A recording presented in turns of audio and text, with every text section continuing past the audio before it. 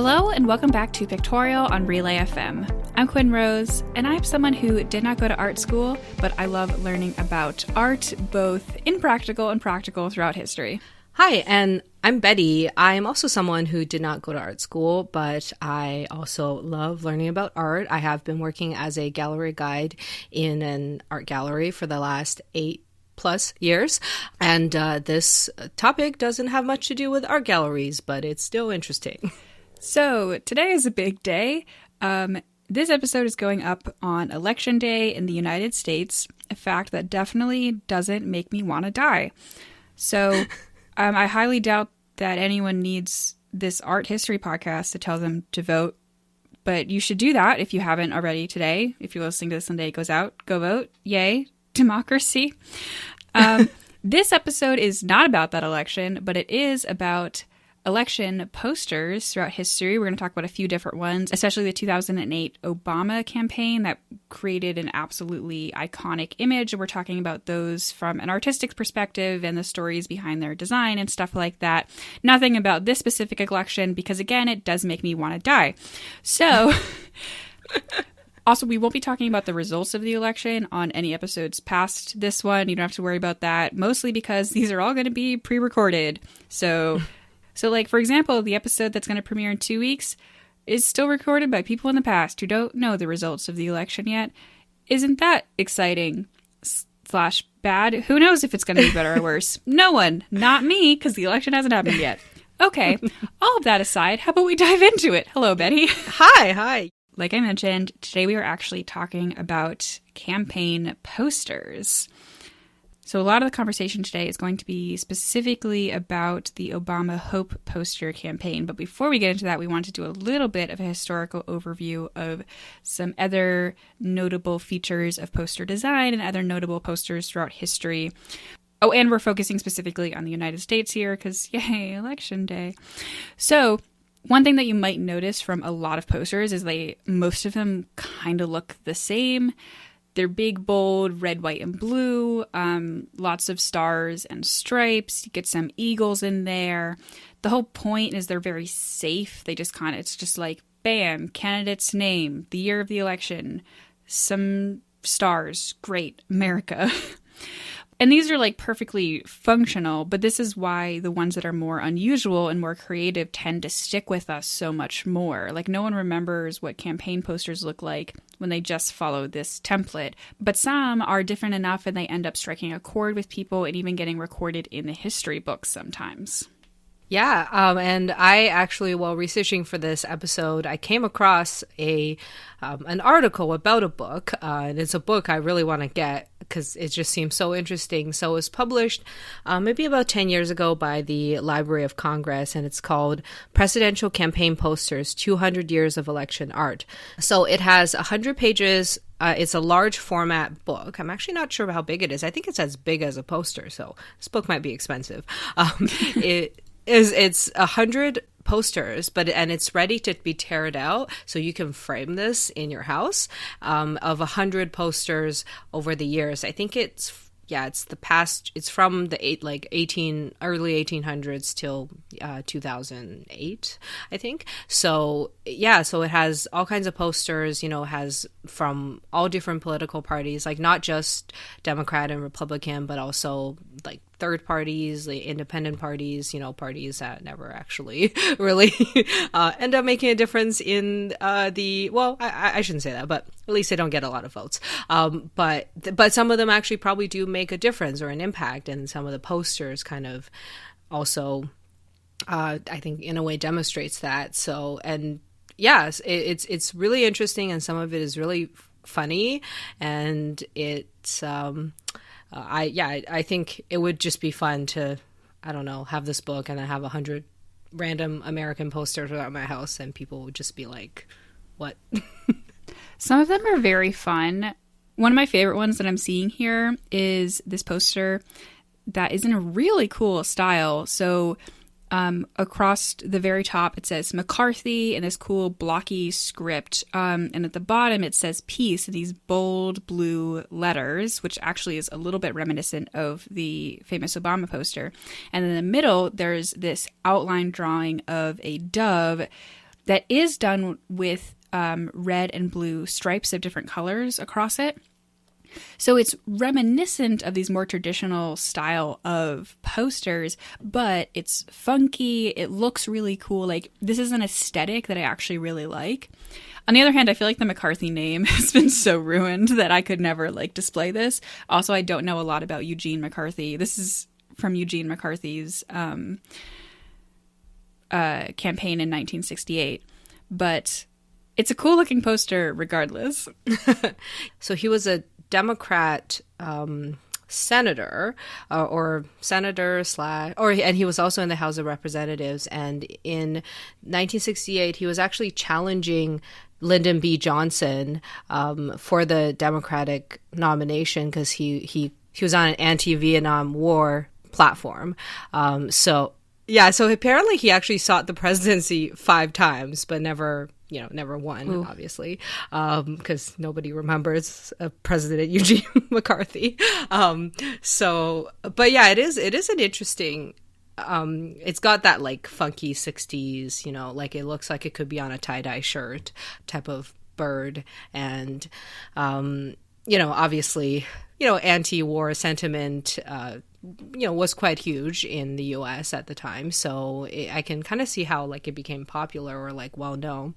Because when I was Googling campaign posters, I actually saw a lot of like eBay postings of like real posters from 1968, like on sale or auction. And apparently some people want to collect them.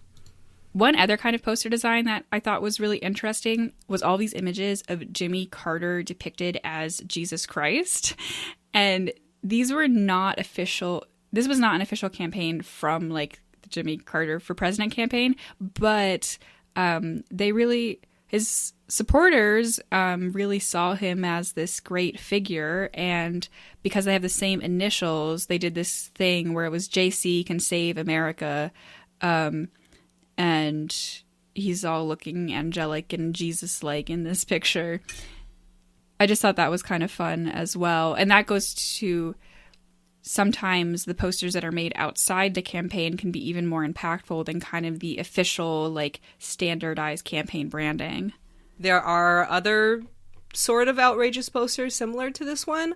One of the earliest ones that I found, and again, I don't know my American history all that well, so some of this context is lost on me. Maybe you can help, Quinn, or maybe this is before your time as well.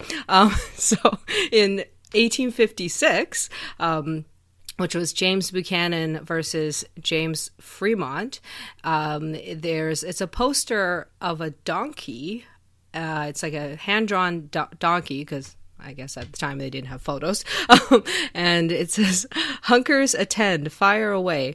The above is a true likeness of the 10-cent Jimmy Buchanan, the damed Black Rat's candidate for president." There's some other stuff. And then at the bottom it says, "P.S. quote unquote, Jimmy, you cannot win."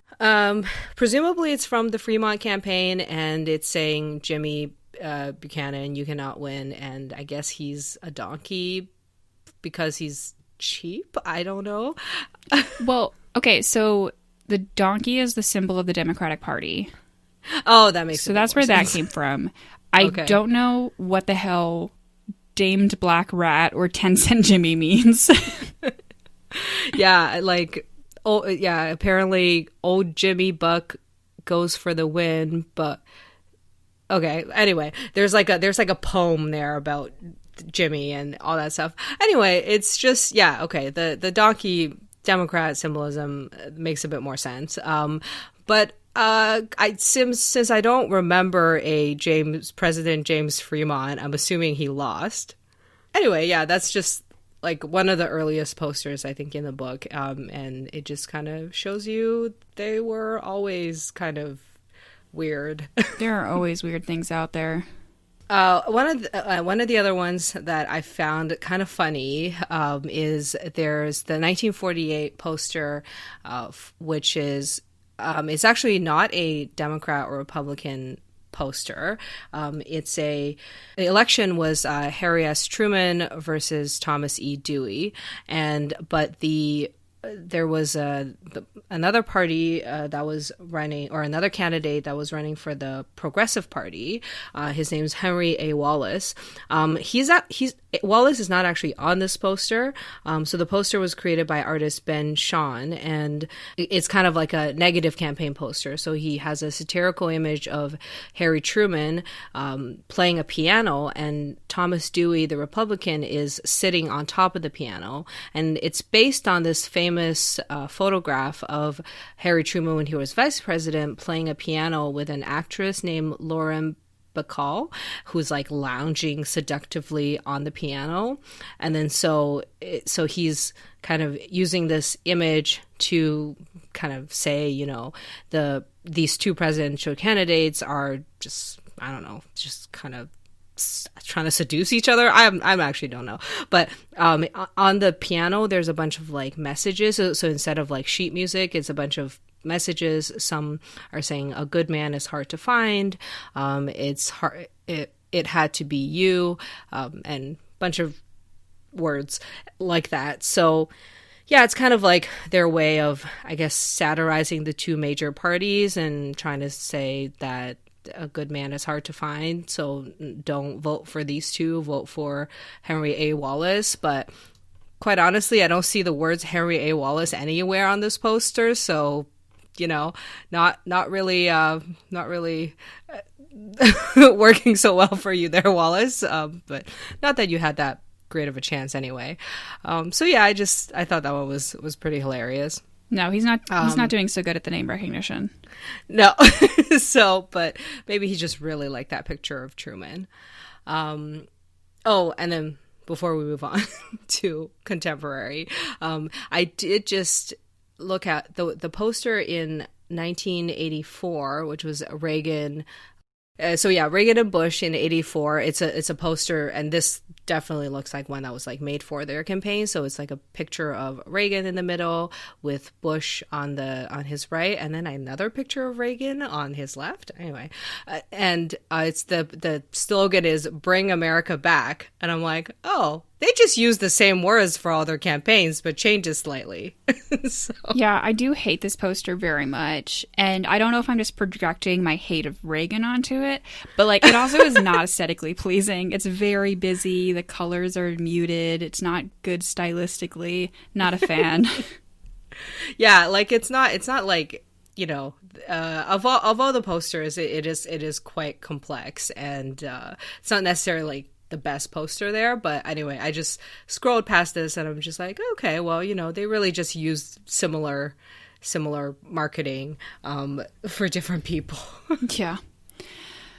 One poster that always gets included on every single list of like remarkable campaign posters is the Obama Hope Poster campaign. And so I am 23 years old.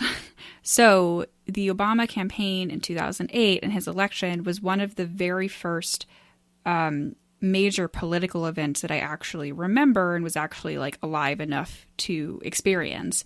And so I saw the poster everywhere, but I never knew anything about it really. And so I got to look up some stuff about where it actually came from. So the poster was designed by an artist named Shepard Fairey. And I thought this was interesting is that basically Fairey was a fan of Obama as he was running for president, but he was sort of like this somewhat controversial figure. He's this contemporary street artist, and he was worried that his sort of reputation as this outsider is that he would actually hurt the Obama campaign by campaigning for him. So he wasn't sure exactly what he wanted to do. But then he got hooked up with Yossi Sergant, who was a sort of marketing person who was working as a consultant on the Obama campaign. And he was like, all right, let's do this. You can design a poster for him and let's do that. And so in sort of conjunction with Sergant, he ended up designing what would be known as the Hope poster. So he took this image, like kind of off of Google Images, of this picture of Obama. He said he was looking for something that was strong but not intimidating. He simplified out the image, kind of smoothed it out, made it a little more geometric. He stayed with the traditional red, white, and blue color palette, but he played with it where like different shades of the red and blue than the sort of typical campaign posters, make it look not quite as standard, and then use those colors all over the whole poster so it has a very particular stylized color scheme. And then they printed a couple hundred of these. What I thought was really interesting is he actually used his own logo in the image. So over the Obama campaign symbol, he put his own little logo because he didn't think this was going to be popular at all. So he wanted it up there just so like his diehard fans would definitely at least buy it because they would want to complete their collections. So he's like, great, I'll do that just to guarantee that we can like sell these first couple hundred that I'm printing. This was about 2 weeks before Super Tuesday. He got the go ahead to like do it. So he like screen printed hundreds of pictures. He sold 350, just put 350 up, and then used the money he got from selling that 350 to print 4,000 posters. And then they went to some rallies around Super Tuesday and just passed them all out for free. And it went super viral. It's sort of, they both had good networks already and like sort of he had a fan base already, but it just so resonated with the people at those rallies and the people who were supporting Obama's campaign, and just like everyone was like, yes, of course. In an interview about this, he compared it to the Rolling Stones tongue logo. So the tongue that is so emblematic of Rolling Stones was just sort of a secondary logo on the back of an album, but then it just really caught on with people, and so now it's like the symbol of the Rolling Stones, and it's like a similar thing that happened with this poster. And they really thought it was going to go much slower than that, and they weren't even really prepared for the response. Also, the first 700 that they made all said progress, but then they got feedback from the campaign that they wanted it to say hope instead. So the rest of them that they printed and all ended up saying hope, and that's kind of the iconic image that we are left with. And he talked a little bit about sort of distribution of it. Apparently there were rumors that he had like street teams all over the country. They were putting up his posters in different locations, but he's like, that's not what happened at all. Like, it really was totally grassroots. People were just so excited about both the campaign and the image. They loved it so much that people were just of their own volition, just like getting it all over the place. So it was everywhere. It was like covering cities with this, with this image of hope. And he also said that there were a lot of rumors that he like made a ton of money off of this. And so he didn't want to like even suggest that he was making a lot of money off of this. So he said that how he balanced this was he would sell fine, as he put it, fine art commissions of the Obama image to private collectors, and then used whatever money he got from those sales to just print the posters for free. So as he put it, so at the time of the election, he said that he had sold less than 2,000 posters for money, and he printed over 200,000 of them just for free, distributed across the country. Yeah, it is interesting because Shepard Fairey was, or still is, a best known as a street artist, and I'm not sure if this is one of the first times, if not the first time, like a campaign officially, hired somebody who's a street artist to produce their campaign posters. But I just find it interesting, like ironic kind of, that so I had kind of heard of Shepard Fairey before, but only because of his Obey posters, where it's like I guess probably what was most well known for before the Hope poster was he in 1989 when he was going to design school at the Rhode Island School of Design. He made this poster with, it's a picture of Andre the Giant, again in that like contrasty black and white print style, and then he has just a giant words that says obey at the bottom. And I don't think there's really like concrete meaning in that obey, but it's like, it's just so iconic, and people see it and you're just like, whoa, like what is that? And so but yeah, I find it just ironic because it's kind of like they're very similar styles, and it's a very signature Shepard Fairey style, but the obey is kind of like menacing looking, like, oh, like what's going on, whereas the hope is like meant to evoke hopefulness and like, good things, supposedly. And so it is just interesting that like it came from the same person, not only, but it's like the same style, but it can have such different meanings. Yeah, it is really cool how he sort of morphed his style in order to match a campaign that had a very specific message, and that they were able to work in collaboration of like having somewhat similar goals, but different backgrounds and sort of images that they wanted to portray, but still managed to work together to create something that is this iconic. There are some controversies around this. He got in trouble for copyright infringement because of the picture that it was based on. Oh. And that was a whole thing. He like destroyed evidence. Not great. He got in trouble for that. Not ideal. I will say that when I was looking through the book about campaign posters, and obviously one of the more recent ones that was included was the Obama Hope poster, but there was another poster from 2008 in that book, which I never saw because I probably got overshadowed, but it's actually really beautiful.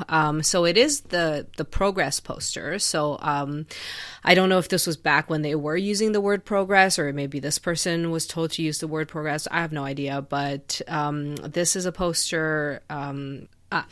So I guess it's officially titled The Progress Poster by the artist Scott Hansen.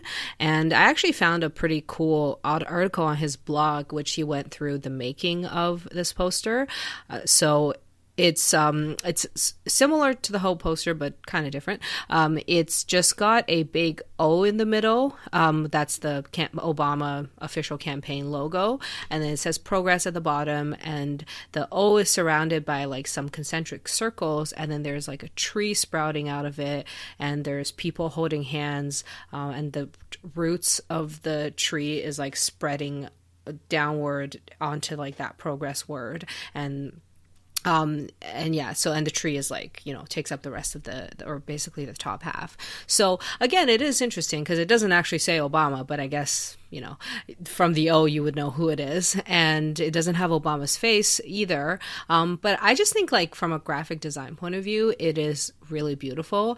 There are better and worse design posters in history, but whether this one's effective or not in terms of campaign messaging, I can't really speak to that. Definitely it's not as impactful as Shepard Fairey's poster, but I think it's really beautiful. And he kind of has this like pretty cool just like making of design posters. It just kind of maybe in a way you can see like how a campaign poster is made, and how a graphic designer works, and how he kind of used different images of trees, and he had like different incarnations of how he drew the tree, and then kind of like how he laid it out even in Illustrator. Like he shows his layers in Illustrator, which as a person who studied design, I'm just like, oh cool. And then he zooms into like these details of the tree and how he made the leaves and the people and all this stuff. So I think like I don't really have much comments about this poster, just other than the fact that it's really pretty. Like like seeing that poster, after I seen it, I'm like, honestly, I just want to get this book so I can put some of the nicer looking posters as like art on my wall. This is really cool. And of course, this will be linked in the show notes with all of that in-depth information of how this is made. But you're right, this is a beautiful poster. And it's interesting. An early version actually had his name in it, and then it got changed. But I guess maybe the symbol of the campaign was enough to signify it as the Obama campaign, I guess. But it is really well designed. Mm-hmm. Well, I mean, and technically, Hope poster doesn't have Obama's full name on the poster either, but at least it has his face. Although maybe the O is enough to symbolize who it is. I guess. Well, I mean, the Hope poster has his entire face on it, so if you don't know who it is by that point, like, that's really your own problem. Yeah, it's true. Well, I think that brings us to the end for today. Thank you so much to listening to this very special election-themed episode of Pictorial. If you want to see our show notes or anything we talked about today, that'll be at relay.fm/pictorial. You can also find us on Twitter or Instagram at pictorialpod. And if you want to, you can follow me on Twitter or Instagram at aspiringrobotfm. And you can follow me on Twitter or Instagram at ArticulationsV, and I'm also on YouTube as Articulations. And speaking of YouTube, we also upload these podcast episodes to YouTube under Pictorial Podcasts YouTube channel, where you can listen to the entire podcast, but you can also see the posters appear on screen as we speak about them. Thanks for listening, art enthusiasts.